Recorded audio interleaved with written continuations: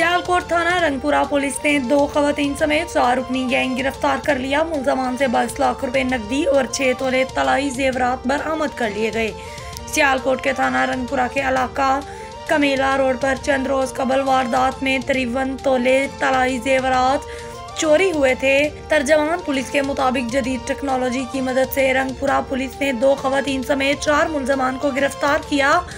4 रुकनी बैनुल अजलाही gang का ताल्लुका जिला जड़ावाला से है। खवातीन मुलाजमत के बहाने घरों में दाखिल होकर मालकान का एतमाद हासिल करके वारदात करती थी।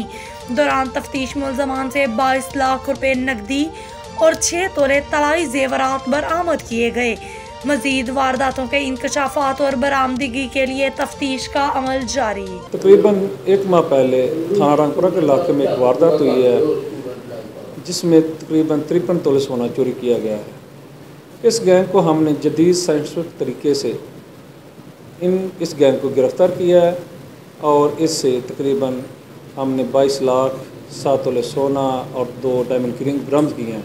इनसे इंटरोगेशन की गई तो ये पता चला कि इस गैंग ने पाकिस्तान के मुख्तलिफ ज़िला में वारदातें की हैं और ऑलरेडी ये मुख्तलिफ जेल में भी सज़ा याफ्ता है। ये गैंग तकरीबन अरसा 10-12 साल से पाकिस्तान के मुख्तलिफ ज़िला में वारदातें कर रहा है। इससे मज़ीद इंटरोगेशन जारी है और मज़ीद बरामदगी की तवक्को भी है।